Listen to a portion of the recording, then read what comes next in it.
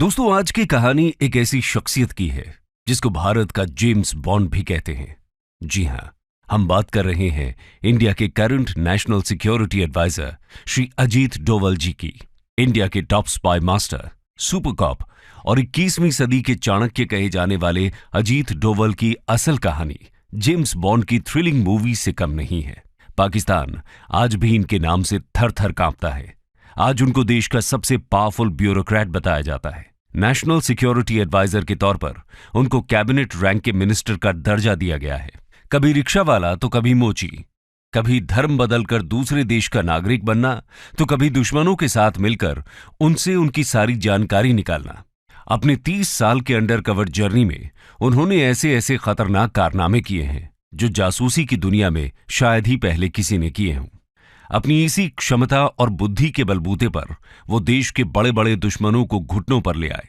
आज उनकी उम्र 77 साल हो चुकी है, लेकिन जब भी हम उनको टीवी या किसी इवेंट में देखते हैं तो आज भी वो उतने ही फिट और एक्टिव दिखाई पड़ते हैं। आज भी इंडियन फॉरेन पॉलिसी और सिक्योरिटी से जुड़े हर छोटे बड़े कदम उन्हीं की निगरानी में उठाए जाते हैं। तो यहां सवाल यह है कि आखिर उनमें ऐसी क्या खूबियां रहीं जिसकी वजह से उन्होंने नामुमकिन को भी मुमकिन कर दिखाया। आज की वीडियो में हम अजीत डोवल की जीवनी के साथ साथ उनसे जुड़ी कुछ अहम खूबियां और किस्से कहानियों की चर्चा करेंगे। तो आइए बिना देर किए इस डिस्कशन को आगे बढ़ाते हैं। Early life. दोस्तों, साल था 1945, तारीख 20 जनवरी। उत्तराखंड के पौड़ी गढ़वाल में अजीत डोवल का जन्म एक फौजी परिवार में हुआ। उनके पिता major GL Doval Indian army के एक ऑफिसर थे। उनकी शुरुआती पढ़ाई भी एक आर्मी स्कूल से ही हुई थी।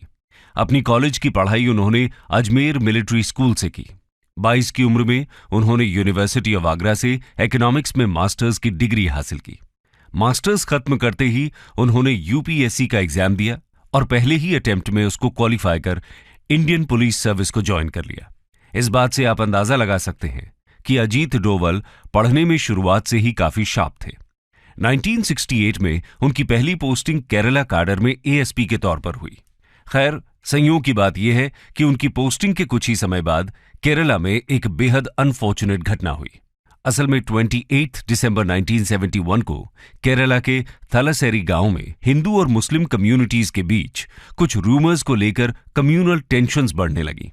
1972 के फर्स्ट वीक तक आते आते इन टेंशन्स ने एक फुल ब्लोन हिंदू मुस्लिम राइट्स का रूप ले लिया।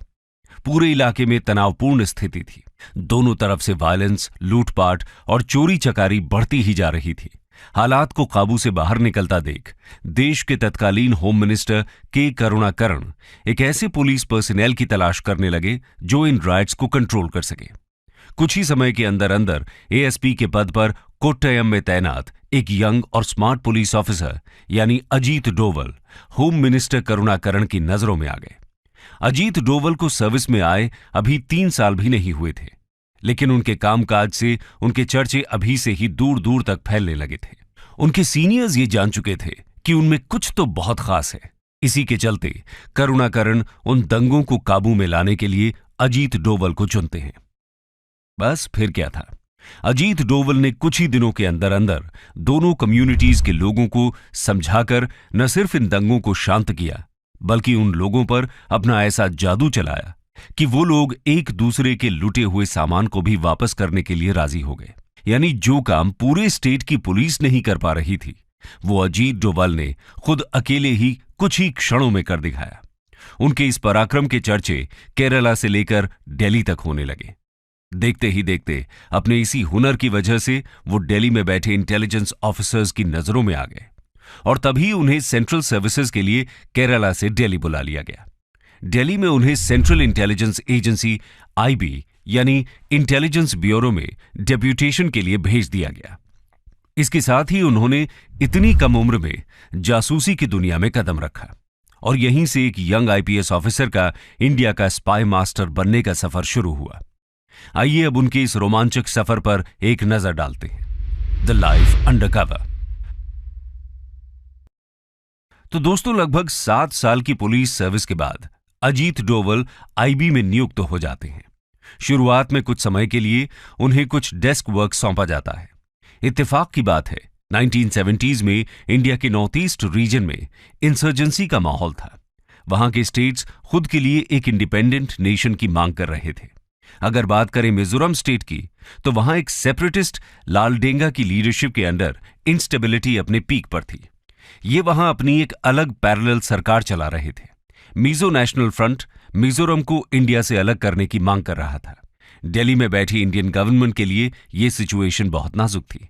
ऐसे में आईबी ने यह तय किया कि उनका कोई ऑफिसर मिजोरम जाकर इन इंसर्जेंट्स को शांत करने की कोशिश करेगा। लेकिन सवाल था कि यह करेगा कौन? अब जवाब केवल एक ही था, जी हां, अजीत डोवल।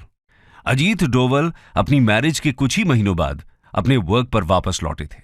जब उनको मिजोरम की हालत का पता चला तो उन्होंने खुद आगे आकर वहां जाने की बात कही। सबको कहीं ना कहीं इस बात का भरोसा था कि अब ये सिचुएशन सॉल्व हो ही जाएगी। खैर, वहां जाकर उन्होंने अपनी खास रणनीति बिछाई और एक एक करके सभी दुश्मनों को ढेर कर दिया। असल में लालडेंगा अपना आतंक अपने 7 कमांडर्स के बलबूते पर फैलाता था। ये 7 कमांडर्स लालडेंगा की सबसे बड़ी ताकत होने के साथ साथ सबसे बड़ी कमजोरी भी थे और अजीत डोवल ने उनकी इसी कमजोरी पर वार किया। उन्होंने इन 7 में से 6 कमांडर्स को अलग अलग तरह से लालच और दिलासा देकर अपनी तरफ शामिल कर लिया। यहां लालडेंगा को जब ये पता चला कि उसकी असल पावर तो उसके हाथों से जा चुकी है, तब उसको भारत सरकार के आगे घुटने टेकने ही पड़े। कुछ समय बाद लालडेंगा और भारत सरकार के बीच पीस टॉक्स कराई गई। इसी के साथ मिजोरम के सेपरेटिस्ट मूवमेंट को खत्म किया गया। वहां चुनाव करवाए गए और आखिरकार अजीत डोवल का यह मिशन कामयाब रहा।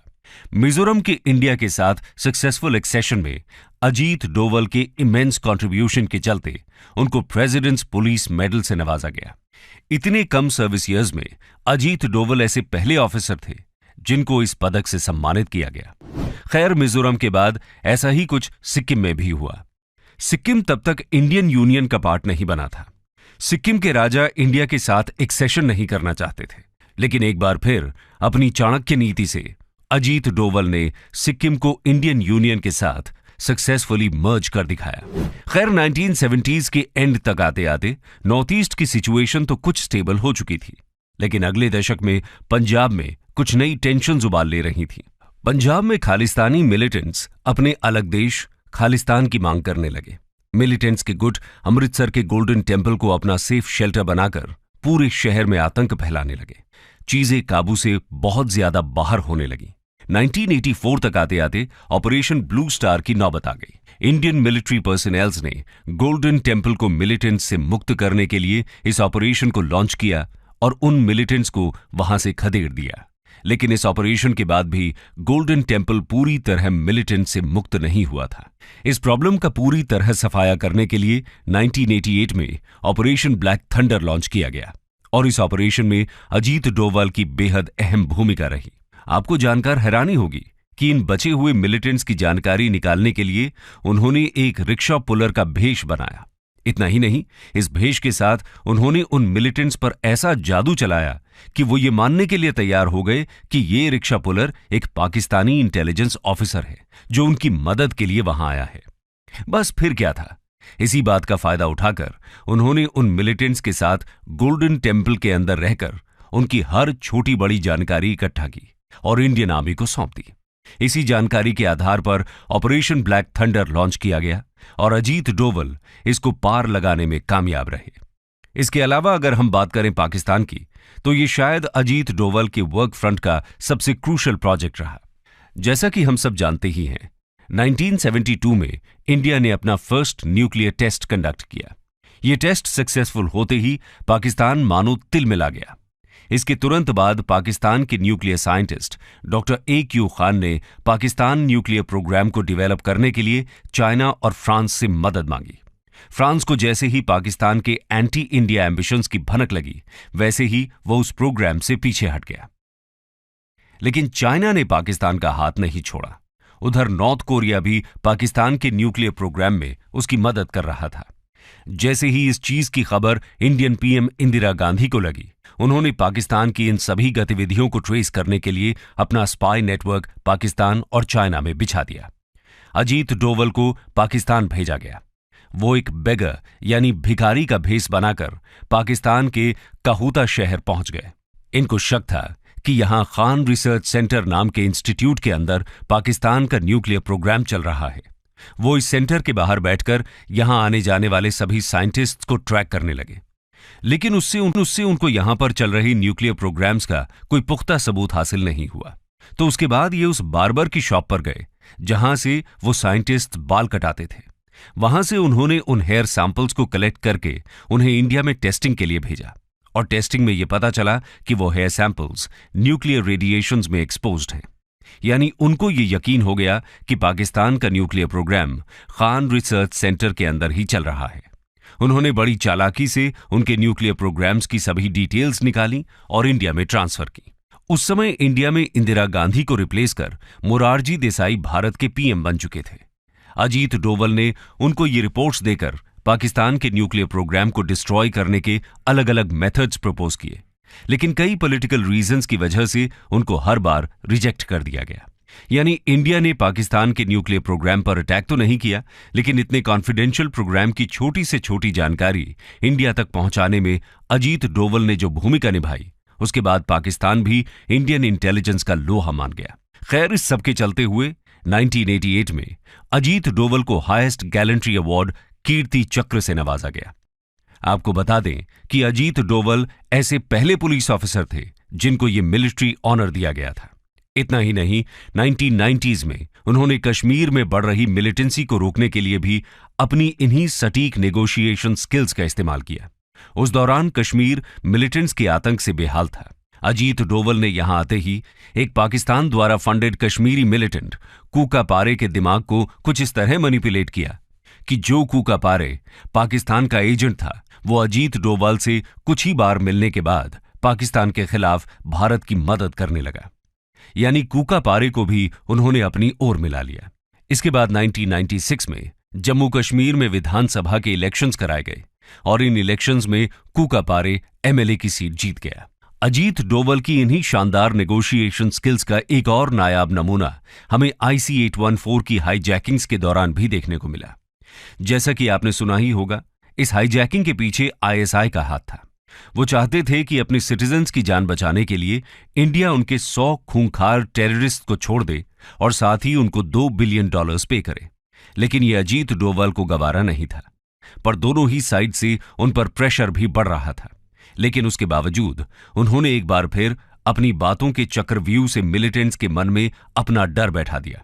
इन नेगोशिएशंस के बाद 100 की जगह उनके कुल 3 आतंकवादियों को छोड़ा गया और एक पैसेंजर के अलावा उस फ्लाइट के सभी पैसेंजर्स सही सलामत वापस घर आ सके।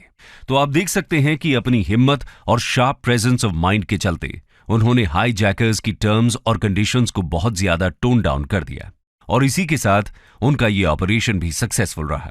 सोर्सेज की माने तो 1971 से 1999 तक इंडियन एयरलाइंस की 15 हाईजैकिंग्स में से हर एक की टर्मिनेशन में अजीत डोवल का एक्टिव कंट्रीब्यूशन रहा। लेकिन उनका ये सफर अभी खत्म नहीं हुआ, और वो कैसे, आइए देखते हैं। Post retirement phase. तो दोस्तों, 7 साल पुलिस फोर्स और लगभग 30 साल इंटेलिजेंस ब्यूरो में काम करने के बाद जनवरी 2005 में वो IB के चीफ के पद से रिटायर हुए। लेकिन उसके बाद भी वो देश की पॉलिटिक्स, एकेडेमिक्स और स्पेशली नेशनल सिक्योरिटी के मैटर्स में एक्टिवली इन्वॉल्व रहे। इस दौरान उन्होंने कई रिनाउंड गवर्नमेंट और नॉन गवर्नमेंटल इंस्टीट्यूशंस और सिक्योरिटी थिंक टैंक्स में इंडिया के सिक्योरिटी चैलेंजेस और फॉरेन पॉलिसी ऑब्जेक्टिव्स पर लेक्चर्स डिलीवर किए। कई लीडिंग न्यूज़पेपर्स और जर्नल्स में इंडिया की सिक्योरिटी से रिलेटेड आर्टिकल्स भी पब्लिश किए। दिसंबर 2009 में उन्होंने एक leading public policy think tank Vivekananda international foundation की स्थापना की और इस तरह वो अपने पोस्ट रिटायरमेंट फेज में दुनिया के सामने खुलकर इंडिया की नेशनल सिक्योरिटी ऑब्जेक्टिव्स को प्रमोट करते नजर आए। लेकिन उनकी जिंदगी के इस फेज ने एक बड़ा टर्न 2014 में लिया, जब न्यू दिल्ली में बीजेपी की गवर्नमेंट ने अपनी सत्ता स्थापित की। 30 मई 2014 को पीएम मोदी ने उनको देश के 5th नेशनल सिक्योरिटी एडवाइजर के रूप में नियुक्त किया। नेशनल एडवाइजर बनते ही उनके सामने इराक से एक बड़ा चैलेंज आ खड़ा हुआ। असल में उस समय इराक में आईसिस का आतंक छाया हुआ था। जून 2015 में आईसिस ने इंडिया की 46 नर्सेस को तिकरित में बंदी बना लिया।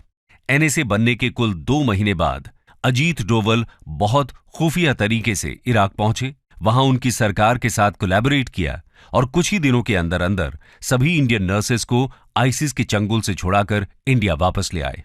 इसके बाद भी पिछले कुछ सालों में पाकिस्तान ने इंडिया पर उड़ी और पुलवामा में 2 खूंखार आतंकी हमलों को अंजाम दिया।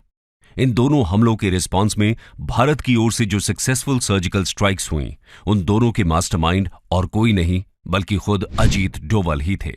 आपको याद होगा कि पुलवामा की सर्जिकल स्ट्राइक में विंग कमांडर अभिनंदन का प्लेन पाकिस्तान के इलाके में जा गिरा और वो पाकिस्तान के कब्जे में आ गए।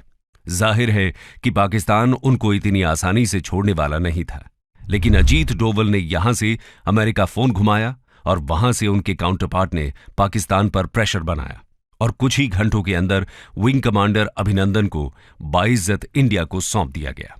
हालांकि पाकिस्तान इसको एक गुडविल जेस्चर का नाम देता है, लेकिन असल में ये सब अजीत डोवल के ही खौफ का नतीजा था। तो दोस्तों, ये वीडियो खत्म तो हो जाएगी, लेकिन अजीत डोवल की वीरता के किस्से कहीं खत्म नहीं होंगे। उनकी जिंदगी की कहानी असल में इतने थ्रिल और रोमांच से भरी हुई है, लेकिन अब तक आप ये अंदाजा लगा ही सकते हैं कि अपने 30 साल लंबे जासूसी के करियर में उन्होंने कैसी कैसी खूंखार परिस्थितियों को अकेले फेस करते हुए पूरे इंडिया की सिक्योरिटी को सर आंखों पर रखा। इस दौरान कई बार बात उनकी जान पर भी बनाई, लेकिन उन्होंने कभी भी घबराकर एक भी कदम पीछे नहीं रखा। बिना डरे, बिना डगमगाए वो अपने मकसद पर हमेशा अडिग रहे। वो बहुत दूरदर्शी हैं, अपने दुश्मनों से कई गुना आगे की सोच रखते हैं। इसीलिए कहा जाता है कि जहां सबकी सोच खत्म हो जाती है, वहां से अजीत डोवल की सोच शुरू होती है। अपनी शार्प मेंटालिटी के जरिए अपने राइवल्स के दिमाग को पढ़ लेना और उसी के बेस पर उनकी साइकोलॉजी के साथ खेलना अजीत डोवल की सबसे बड़ी खूबी रही। इसी के बल पर उन्होंने अच्छे अच्छे मास्टरमाइंड्स के प्लान्स को फ्लॉप कर दिया। इसके अलावा अपनी मातृभूमि की रक्षा को लेकर उनका जुनून और हिम्मत उनको उनके हर काम में सफलता दिलाती गई। तो दोस्तों, ये थी कहानी इंडिया के सबसे powerful spy master Ajit Doval.